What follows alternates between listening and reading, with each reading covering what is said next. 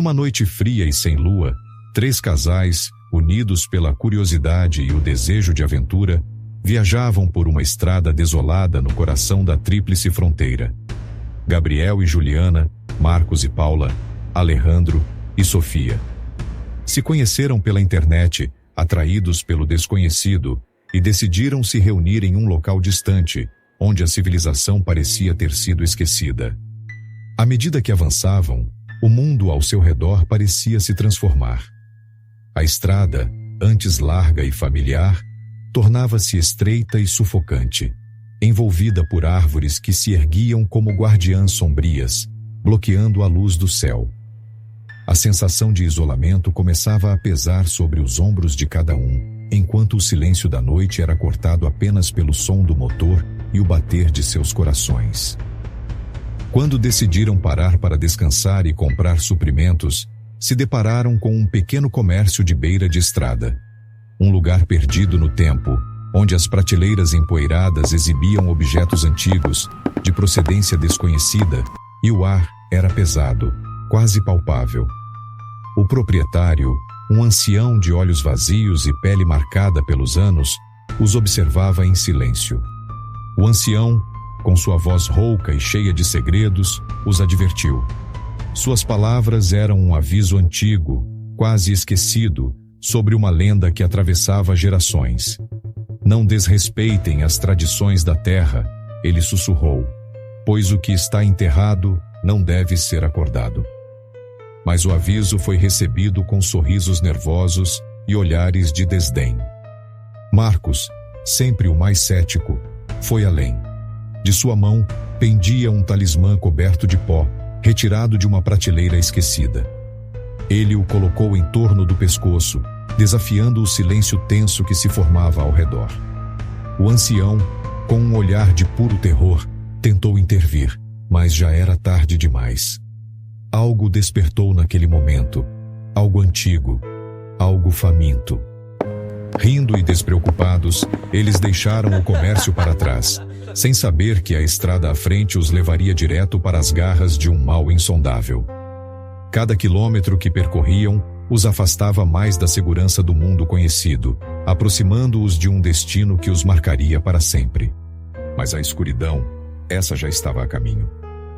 Após horas de viagem, finalmente chegaram ao destino. Uma casa antiga, isolada no coração de uma floresta densa e impenetrável. A construção, decrépita e esquecida pelo tempo, erguia-se como um mausoléu sombrio, suas janelas cobertas de musgo e suas paredes estalando sob o peso dos anos. Um silêncio opressivo pairava no ar, enquanto a casa parecia observá-los, aguardando. Ao entrarem, foram recebidos por um ar pesado e sufocante, como se a própria casa estivesse viva e respirando. As paredes, cobertas de símbolos gravados profundamente na madeira, pareciam sussurrar segredos esquecidos. Cada quarto que exploravam revelava novos mistérios, novas camadas de medo que se enraizavam em suas mentes. Mas, apesar do desconforto crescente, decidiram se acomodar, convencidos de que o medo era apenas fruto do cansaço e da imaginação. Mas o que eles não sabiam, o que não podiam saber, era que a casa estava aguardando, há muito tempo, por almas desavisadas. E naquela noite, seus pesadelos mais profundos começariam a se materializar, transformando o que parecia ser uma aventura inofensiva em um descida aos recantos mais sombrios do terror. A noite caiu rapidamente, e com ela, trouxe sombras que dançavam nas paredes e sussurros que ecoavam pelos corredores. Cada um dos amigos tentou ignorar os sinais, tentando manter a calma em meio ao desconforto crescente. Mas o mal, agora desperto, não poderia mais ser contido.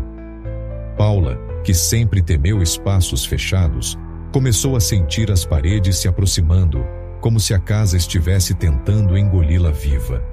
Sua respiração se tornou rápida e superficial, e seus olhos arregalados refletiam o puro terror. Sofia, por sua vez, começou a ver coisas que os outros não podiam ver. Pequenos insetos, centenas deles, rastejando por sua pele, entrando em seus ouvidos, em sua boca. Ela tentou gritar, mas o som ficou preso em sua garganta. Marcos, ainda com o talismã pendurado no pescoço, tentou acalmar todos, mas sua voz tremia. Foi quando ele entrou no quarto e viu o talismã, aquele que ele havia deixado no carro, agora pendurado sobre sua cama, como se a casa quisesse lembrar a ele do erro que cometera. O pavor o dominou, e ele soube naquele momento que estavam em grande perigo. Mas já era tarde demais para escapar. O pânico começou a se espalhar entre eles. Decidiram sair da casa, voltar para seus carros e partir imediatamente. Mas quando giraram as chaves, não ouviram nada além do silêncio. Os motores que haviam funcionado perfeitamente horas antes, agora estavam mortos, como se algo tivesse drenado toda a energia deles. Estavam presos. A chuva começou a cair, mas não era uma chuva comum. As gotas eram grossas e escuras, como se o céu estivesse derramando sangue sobre a terra. O som de tambores distantes ressoava na floresta, acompanhado por cânticos em uma língua que ninguém conhecia. A escuridão ao redor da casa parecia ganhar vida, se fechando sobre eles, e a sensação de que estavam sendo observados se tornou insuportável. O medo se transformou em desespero. Gabriel, que sempre teve medo de perder o controle, começou a ouvir vozes em sua cabeça. Vozes que o incitavam a machucar os outros, a fazer o que fosse necessário para sobreviver. Eles estavam encurralados, presos em uma armadilha que não podiam ver, mas que sentiam em cada fibra de seus corpos. E a casa parecia estar se alimentando de seu pavor. Em um esforço desesperado para entender o que estava acontecendo, os amigos começaram a vasculhar a casa, procurando por respostas. Foi então que encontraram um velho livro, escondido em uma sala secreta, cujas páginas estavam cobertas de símbolos e escritos em uma língua antiga. As palavras, embora incompreensíveis, transmitiam uma sensação de puro mal. Eles perceberam, horrorizados, que o talismã que Marcos pegou fazia parte de um ritual antigo e profano. Um sacrifício necessário para manter um espírito vingativo adormecido. Ao remover o talismã, haviam quebrado o selo, libertando a entidade que agora os caçava. O mal que eles haviam despertado não poderia ser aplacado sem sangue, e a casa, que outrora parecia apenas uma ruína, agora se revelava como um santuário para o impensável. O horror de sua situação começou a se aprofundar. Não havia saída, não havia salvação. Eles haviam invocado algo muito além de sua compreensão, e agora estavam pagando o preço por sua arrogância. O espírito começou a se manifestar, explorando seus medos mais profundos, atacando-os um por um, de maneiras que desafiam a sanidade. Marcos, o cético, o desafiador, foi o primeiro a sucumbir. Ele foi arrastado por uma força invisível para o centro da sala, onde o ritual macabro começou. Os outros assistiram, impotentes, enquanto Marcos era lentamente desmembrado por mãos invisíveis. O espírito, alimentando-se de seu sofrimento, revelava sua verdadeira forma, uma sombra retorcida, um fragmento de pura malícia. O sacrifício estava em andamento, e a casa, agora viva com a energia do ritual, pulsava com um poder sombrio e maligno. O pavor atingiu seu auge. Gabriel, Juliana, Alejandro, Paula, Sofia, todos foram tomados pelo pânico. Eles tentaram fugir, mas a casa se fechava sobre eles, movendo paredes, apagando portas, transformando o interior em um labirinto infernal. O espírito estava faminto e nada, absolutamente nada, poderia aplacar sua sede por dor e medo. Juliana, agora quase sem esperança, tentava encontrar uma saída, qualquer saída. Mas a casa estava brincando com ela, mudando de forma, esticando os corredores, apagando a luz. O ar estava denso, quase sólido, e cada respiração era um esforço doloroso. A escuridão ao redor dela não era apenas a ausência de luz, mas uma entidade, algo que tentava penetrar em sua mente, consumindo seus pensamentos, devorando sua sanidade. Os outros estavam desaparecendo, um por um. Cada grito que ela ouvia ecoava como um sino fúnebre, anunciando o inevitável. O espírito havia decidido que não haveria sobreviventes, e cada corredor, cada sala, era uma nova armadilha, uma nova tortura.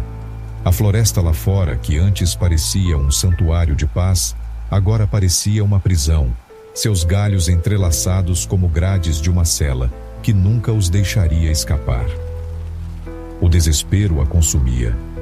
Juliana sabia que não podia mais confiar em seus sentidos, que a casa estava manipulando sua percepção, distorcendo a realidade até que ela não soubesse mais o que era real. A esperança se transformou em desespero, e o desespero em resignação. Ela estava condenada, e agora tudo o que restava era esperar que o fim viesse, rápido e misericordioso. Mas a casa, a entidade que a controlava, não era misericordiosa. Ela queria saborear cada momento. Em um último ato de desespero, Juliana encontrou uma porta que parecia diferente das outras. Uma porta de madeira maciça, com entalhes antigos que irradiavam uma energia estranha, mas ao mesmo tempo reconfortante. Com o coração batendo descontroladamente, ela a abriu, e do outro lado, viu a estrada. A mesma estrada pela qual haviam chegado, banhada pela luz pálida do amanhecer. Com lágrimas nos olhos, ela correu, seus pés quase falhando sob o peso do alívio e do terror. Mas conforme se aproximava da estrada, algo começou a parecer errado. A luz do amanhecer não era quente, mas fria e opressiva. As árvores não estavam vivas, mas mortas, seus galhos secos estendendo-se como mãos esqueléticas. E então ela viu o comércio. O mesmo comércio onde haviam parado na noite anterior. Só que agora estava diferente. Desgastado, como se tivesse sido abandonado por décadas. No entanto, a porta estava aberta, e dentro, o mesmo ancião, com o mesmo olhar vazio, a aguardava. O sorriso que agora adornava seu rosto era diferente, mais cruel, mais cínico. Juliana parou, o coração quase parando em seu peito. Tudo estava errado, terrivelmente errado. O ancião, agora com uma voz que parecia ecoar de todas as direções, sussurrou: "O ciclo deve continuar." Ela percebeu com horror crescente que nunca havia escapado. A casa, a estrada, o comércio, tudo fazia parte de um loop, um ciclo interminável de terror que nunca terminaria. O ancião deu um passo em sua direção, e com cada passo, o mundo ao redor parecia se distorcer, se dobrar sobre si mesmo. Ela tentou gritar, mas nenhum som saiu. Tentou correr, mas seus pés estavam presos ao chão, como se as raízes da floresta a estivessem segurando. O ancião se aproximou, seu sorriso agora se transformando em algo grotesco, algo que não era humano. Juliana percebeu com uma clareza horrível que ela estava condenada a reviver aquela noite, de novo e de novo, presa em um ciclo eterno de tormento, onde a linha entre realidade e pesadelo não mais existia. O tempo não significava nada ali, e ela não era mais uma pessoa, mas uma sombra, uma entidade perdida no fluxo do tempo, eternamente atormentada, eternamente caçada. A última coisa que Juliana ouviu antes de sua consciência se apagar foi o sussurro do ancião, agora claramente audível em sua mente. "Vocês acharam que escolheram a casa, mas foi ela que escolheu vocês."